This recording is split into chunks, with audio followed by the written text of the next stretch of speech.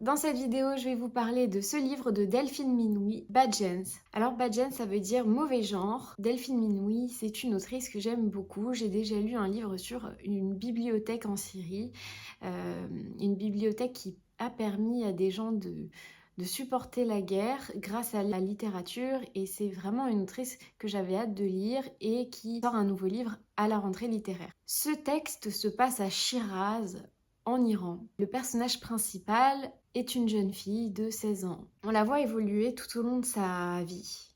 On voit qu'elle n'est pas traitée comme son frère, qu'elle doit se voiler alors qu'elle ne veut pas se voiler. Elle trouve que le monde est hypocrite.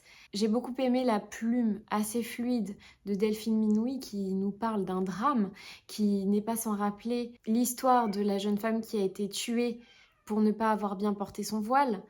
Et ça, c'est terrible.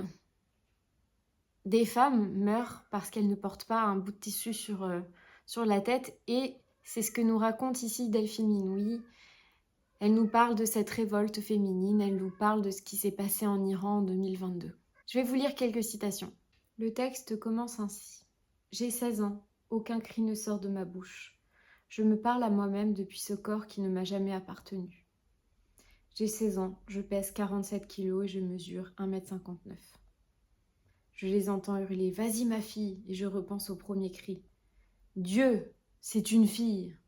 Ce cri d'avant ma naissance, ce cri fondateur, originel, celui des hommes de ma famille agglutinés au-dessus du ventre de ma mère.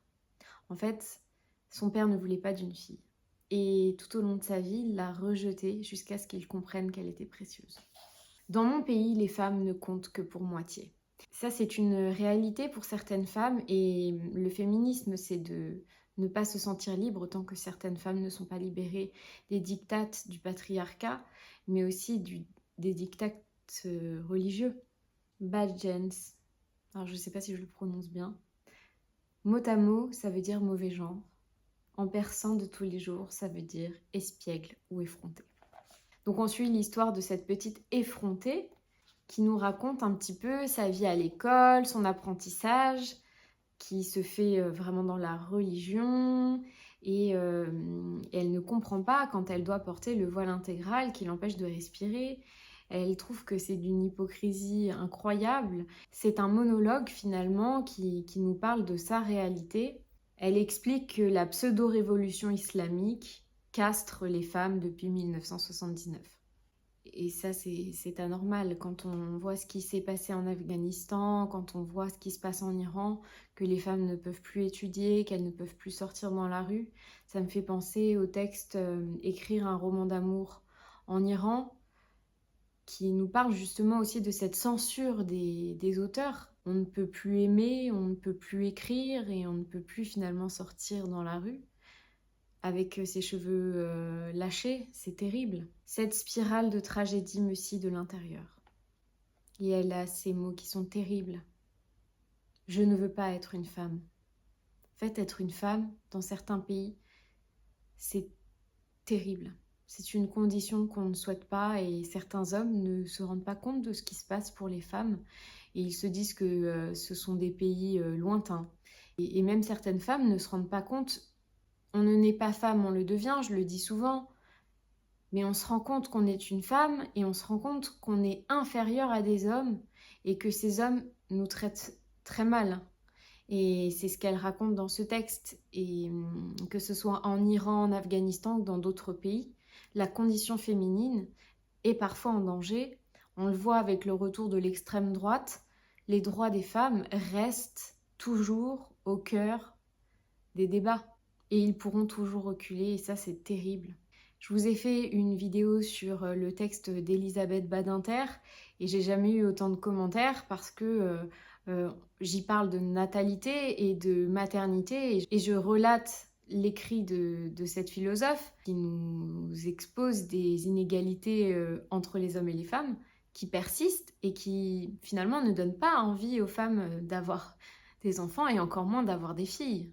Elle explique: une fille de 16 ans a été pendue pour avoir tué son violeur. Je suis en rage, révoltée contre cette condamnation. J'en veux à toutes les formes de patriarcat étatique, social, familial. Je porte le désespoir comme je porte le foulard. Est-ce que c'est une condition qu'on souhaite vraiment à des gens qu'on aime? Alors la jeune fille met son voile tous les jours jusqu'au jour où il y a une femme tuée, un féminicide, une femme qui portait mal son foulard. Elle a ces mots qui sont terribles. Je hais le monde au masculin. Et ça revient au débat sur le masculin qui fait le neutre. Elle a ces mots, le masculin neutralise le féminin, l'annule et le tue. Et si les femmes avaient le pouvoir sur le verbe, serions-nous plus heureuses? C'est une bonne question. Évidemment, elle cite le slogan « Femme, vie, liberté » qu'il faut continuer de marteler. Mon corps, mon choix, femme, vie, liberté, à travers le monde, pour toutes les femmes. Donc c'est un texte sur une révolution personnelle, une révolution féminine.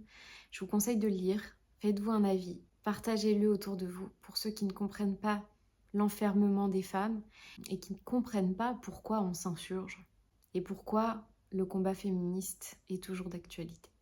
Voilà pour cette vidéo, je vous souhaite à tous de belles découvertes et je vous dis à bientôt.